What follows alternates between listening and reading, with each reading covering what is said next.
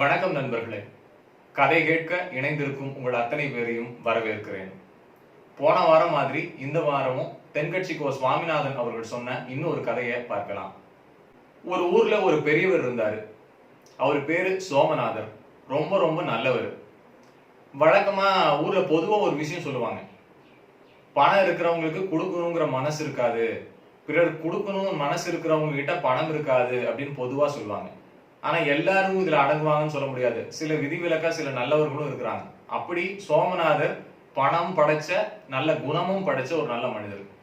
தன்னை சுத்தி இருக்கிற மக்களுக்கு தன்னால முடிஞ்ச உதவிகளை தொடர்ந்து செஞ்சுட்டே வந்தாரு. அப்படி இருக்கும்போது ஒரு நாள் தற்செயலா 2 பண்டிதர்களை சந்திக்கிறாரு. ஒரு பண்டிதரோட பேரு ஞான பண்டிதர், இன்னொருத்தரோட பேரு ராம பண்டிதர். இந்த 2 பண்டிதர்களையும் பார்த்தது எனக்கு ரொம்ப மகிழ்ச்சி அப்படின்னு நினைச்சு அந்த 2 பண்டிதர்களையும் ஒரு நாள் அவரோட வீட்டுக்கு விருந்துக்கு வரணும் அப்படின்னு அழைக்கிறாரு. அதை சரின்னு அவங்களும் ஏத்துக்கிறாங்க. சோமநாதர் அவரோட அழைப்பை ஏத்து இந்த 2 பண்டிதர்களுமே ஒரு நாள் அவரோட வீட்டுக்கு விருந்துக்காக போறாங்க. இந்த 2 பண்டிதர்கள் தன் வீட்டுக்கு வந்ததுனால ரொம்ப மகிழ்ந்த போன சோமநாதர் அவங்க 2 பேர்த்தையும் வரவேற்று அவங்கள அமர வச்சு அந்த விருந்துக்கான ஏற்பாடுகள்ல ஈடுபடுறாரு. இந்த வேலையில ஞான பண்டிதர் முதல்ல நான் போய் ஆத்துக்கு போய் குடிச்சிட்டு வந்துடுறேன் அப்படின்னு கிளம்புறாரு. இப்ப ராம பண்டிதர் தனியா உட்கார்ந்துட்டு இருக்காரு. சரி, அவர்கிட்ட பேச்சு கொடுக்கலாமே அப்படின்னு சோமநாதர் அவர்கிட்ட போயிட்டு, ஏங்க இந்த ஞான பண்டிதர் ஊர் உலகம் எல்லாம் ஒரு தத்துவ மேதைன்னு பேசிக்கிறாங்களே அப்படிங்கிறாரு. தனக்கு முன்னாடி இன்னொருத்தரை புகழ்ந்து பேசுறத பொறுக்க மாட்டாத ராம பண்டிதர், ஊர் உலகத்துக்கெல்லாம் அவரை பத்தி என்னங்க தெரியும், என்கிட்ட கேளுங்க, நான் சொல்றேன் அவரை பத்தி. அவருக்கு ஒண்ணுமே தெரியாது, எல்லாமே வெளி வேஷம். இன்னமும் வெளிப்படையா சொல்லணும்னா அது ஒண்ணும் தெரியாத மாடு அப்படின்னாரு. இதை கேட்டு போய் வியந்து போனாரு சோமநாதர். என்னடா அது, இவர் இப்படி எல்லாம் பேசுறாரு அப்படின்னு, எதுக்கு வம்பு அப்படின்னு அதுக்கப்புறம் அவர் பேசவே இல்லை. கொஞ்ச நேரத்துல குளிக்க போன ஞான பண்டிதர் திரும்ப வந்தார். இப்ப ராம பண்டிதர் ஆத்துக்கு குளிக்கிறதுக்காக கிளம்பினார். இப்ப ஞான பண்டிதர் மட்டும் தனியா உட்கார்ந்துட்டு இருந்தாரு. சரி, இவர்கிட்ட பேசலாமே சோமநாதர் மறுபடியும் இவர்கிட்ட பேச ஆரம்பிக்கிறாரு. ஏங்க உங்க கூட்டாளி ராம பண்டிதர் ஒரு ஞானி போல இருக்குதே அப்படின்னோன, யாரு அவரா, ஞானியா? உங்களுக்கு அவரை பத்தி ஒண்ணுமே தெரியல போல இருக்கே. நான் சொல்றேன் கேளுங்க, அவருக்கு ஒண்ணுமே தெரியாது. இன்னும் வெளிப்படையா சொன்னா அவர் எதுக்குமே உதவாத கழுதேன்னாரு. என்னடா இவரும் இப்படி பேசுறாருன்னு ஆச்சரியப்பட்டு போன சோமநாதர் எதுக்கு வம்புன்னு மறுபடியும் பேசாம இருந்தார். கொஞ்ச நேரத்துல ராம பண்டிதர் திரும்ப வந்தாரு. 2 பேரும் அமர்ந்திருக்கிற போது உணவு தயாரா இருந்தது. உடனே சோமநாதர் 2 பேர்த்தையும் அழைச்சிட்டு போய் ஒரு இடத்துல அமர வச்சு அவங்க முன்னாடி 2 தட்டையும் வச்சு ஒரு தட்டுல புல்லையும் இன்னொரு தட்டுல புண்ணாக்கியும் நிரப்பி வச்சாரு. இதை பார்த்து ரொம்ப கோபமடைந்த பண்டிதர்கள், எங்களை பார்த்தா உங்களுக்கு என்ன மிருகம் மாதிரி தெரியுதா, எங்களை அவமானப்படுத்துறதுக்கு தான் உங்க வீட்டுக்கு அழைச்சிட்டு வந்தீங்களா அப்படின்னு காரசாரமா கத்துறாங்க. ஐயோ, நான் ஒன்னும் தப்பா செய்யலைங்க, உங்க பேச்சுக்கு மரியாதை கொடுத்துதான் நான் நடந்துகிட்டேன் அப்படின்னாரு. என்னன்னு இவங்க 2 பேரும் புரியாம முடிச்சுக்கிட்டாங்க. நீங்க தான் அவரை மாடுன்னு சொன்னீங்க, அவரு தான் உங்களை கழுதைன்னு சொன்னாரு. நான் முதல்ல உங்க 2 பேரையும் பண்டிதர்கள் நினைச்சு உங்களை வீட்டுக்கு விருந்துக்கு அழைச்சேன். ஆனா இங்க வந்ததுக்கு அப்புறம் தான் உங்க மூலமே நீங்க யாருன்னு நான் தெரிஞ்சுக்கிட்டேன். அதனாலதான் உங்களுக்கு தேவையானதே நான் இங்க சாப்பிடறதுக்கு கொடுத்தேன் அப்படின்னு அவர் சொன்னதை கேட்டோடனே 2 பண்டிதர்களுக்கும் பெருத்த அவமானமாகி தலகுனிவு ஏற்பட்டுச்சு.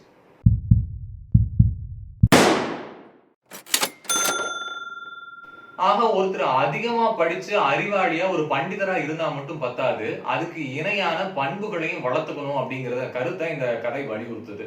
இந்த கதையில பாத்தீங்கன்னா 2 பண்டிதர்கள் மெத்த படித்தவர்கள், மேலோட்டமா பார்க்கும்போது ரொம்ப பெரிய அறிவாளிங்க மாதிரி தெரிஞ்சாங்க. ஆனா மெல்ல அவங்க கூட பேச்சு கொடுக்கும் போது அவங்களோட சுய ரூபம் வெளிப்பட்டது, அவங்களோட பண்பு என்னன்னு புரிஞ்சுக்க முடிஞ்சது. ஆக இன்றைக்கு இருக்கக்கூடிய இளைஞர்கள் தங்கள் கல்வியின் மூலமாக பெரிய பெரிய பட்டங்கள் பெறுவதன் மூலமாக பெரிய பெரிய பதவிகளுக்கு போவதனால தாங்கள் பெரிய அறிவாளி என்றோ தங்களுக்கு இணையாக இருக்கக்கூடியவர்கள் முட்டாள்கள் என்றோ அவர்களை பற்றி ஒரு குறைந்த மனப்பான்மையோ குறைந்த மதிப்பீடையோ கொண்டிருப்பது முற்றிலும் தவறான ஒரு அணுகுமுறை அப்படிங்கிறது இது வலியுறுத்துது. புராண காலங்கள்ல அர்ஜுனன் கர்ணன் தொடங்கி இன்றைக்கு இருக்கிற சினிமா நடிகர்கள் வரைக்கும் சம மனிதர்களை, சம திறமையாளர்களை, சம அறிவாளிகளை ஏற்றுக்கொள்வதற்கான தயக்கமும் போட்டியும் நிலவிட்டே தான் இருக்கு. ஆக நமக்கு அறிவு உயர உயர நமது பணிவும் உயர வேண்டும். இதைத்தான் கண்ணதாசன் அவர்கள் உண்மையை சொல்லி நன்மையை செய்தால் உலகம் உன்னிடம் மயங்கும், நிலை உயரும் போது பணிவு கொண்டால் உயிர்கள் உன்னை வணங்கும் என்று பதிவு செய்கிறார். முன்னாள் அமெரிக்க அதிபர் அப்ரஹாம் லிங்கன் அவர்கள் வாழ்க்கையில் நடந்த பலரும் அறிந்த ஒரு சம்பவம் இந்த இடத்திற்கு சரியாக பொருந்தும் என்று நினைக்கிறேன். செருப்பு தேய்க்கக்கூடிய ஒரு தொழிலாளியின் மகனான அப்ரஹாம் லிங்கன் தனது கடினமான உழைப்பின் மூலமாக அமெரிக்க அதிபரானார். அமெரிக்காவின் பாராளுமன்றத்தில் தனது உரையை நிகழ்த்தி கொண்டிருந்த பொழுது எதிர்க்கட்சியில் இருந்த ஒரு பிரமுகர் இவரை அவமானப்படுத்தும் நோக்கத்தில், எனது கால்களில் இருக்கக்கூடிய காலணி உனது தந்தையால் தைக்கப்பட்டது என்று சொல்லி ஏளனமாக சிரிக்கிறார். சபையே ஏளனமாக சிரிக்கிறது. இதனை பொறுமையாக கேட்ட அப்ரஹாம் லிங்கன் இவ்வாறாக பதில் உரைத்தார். எனது தந்தை இறந்து பல ஆண்டுகள் ஆயிற்று. இருப்பினும் இன்னமும் இந்த செருப்புகள் உங்கள் காலில் திடமாக இருக்கின்றன என்றால் அது உழைப்பிற்கும் உண்மைக்குமான அடையாளமாக இருக்கிறது. பின்னாளில் என்றேனும் இந்த செருப்பு தொய்வடையுமானால் நீங்கள் தயங்காமல் என்னிடத்தில் எடுத்து தாருங்கள். என் தந்தை கற்றுக் கொடுத்த தொழிலை நான் இன்னமும் மறக்கவில்லை என்று பணிவோடு பதில் உரைத்தார். இந்த உலகத்தில் உள்ள அத்துணை பேருமே ஏதேனும் ஒரு வகையில் பிறரை விட தனித்தன்மை வாய்ந்தவர்கள் என்பதை நாம் முதலில் புரிந்து கொள்ள வேண்டும். ஒருவரிடத்தில் திறமை இருக்குமானால் அதனை பாராட்டுவதற்கு நாம் முன்வர வேண்டும். சுவாமி விவேகானந்தர் மிக அழகாக குறிப்பிடுவார், each soul is potentially divine. உனக்குள் இருக்கக்கூடிய அதே உயிர்தான் சக மனிதர்கள் மீதும் இருக்கிறது. ஆக இறைவனது படைப்பில் ஏற்றம் என்றும் தாழ்ச்சி என்றும் ஏதும் கிடையாது. நாம் வேண்டுமானால் இப்படி புரிந்து கொள்ளலாம். ஒருவருக்கு தனது அறிவை வளர்த்துக் கொள்வதற்கான வாய்ப்பு அமைகிறது, இன்னொருவருக்கு தனது அறிவை வளர்த்துக் கொள்வதற்கான வாய்ப்பு இன்னும் கிட்டாமல் இருக்கிறது. ஒருவருக்கு தனது திறமையை நிரூபிப்பதற்கான களம் வாய்க்கிறது, இன்னொருவருக்கு தனது திறமையை நிரூபிப்பதற்கான களம் இன்னும் கட்டமைக்கப்படாமல் இருக்கிறது. ஆக நாம் மேலேறி விட்டோம் என்றால் மற்றவர்களை தாழ்ந்து பார்க்கக்கூடிய மனோநிலையை நாம் முதலில் தகர்த்தெறிய வேண்டும். எந்த விதை பெரிய விருட்சமாக காத்திருக்கிறது என்று யாருக்கும் தெரியாது. வாய்ப்புகள் வாய்க்கும் பொழுதே அது புரியும். நம்ம போன வாரம் பார்த்த மாதிரி ஒரு கதையிலிருந்து மேலோட்டமா அதோட நீதியை மட்டும் எடுத்துக்காம ஆழமா அந்த கதையில இருக்கக்கூடிய கதாபாத்திரங்களின் பார்வையிலிருந்து பார்க்கும்போது இன்னும் சில கருத்துக்கள் நமக்கு பயனுள்ளதா இந்த கதையிலிருந்து கிடைக்கும். இந்த கதையில சோமநாதர் அவர்கள் பார்வையிலிருந்து பார்க்கும்போது முதல்ல ராம பண்டிதர் ஞான பண்டிதரை பத்தி தவறா பேச ஆரம்பிச்ச அடுத்த நிமிஷமே தனது பேச்சை நிறுத்திட்டார். அதே போல ஞான பண்டிதரும் ராம பண்டிதரை பத்தி இழிவா பேச ஆரம்பிச்ச அடுத்த நிமிஷமே சோமநாதர் தன்னோட பேச்சை நிறுத்திட்டார். ஆக இது மிக மிக மிக முக்கியமான மிக நல்ல குணம். இந்த குணத்தை நாம் எடுத்துக்கொள்ள வேண்டும்.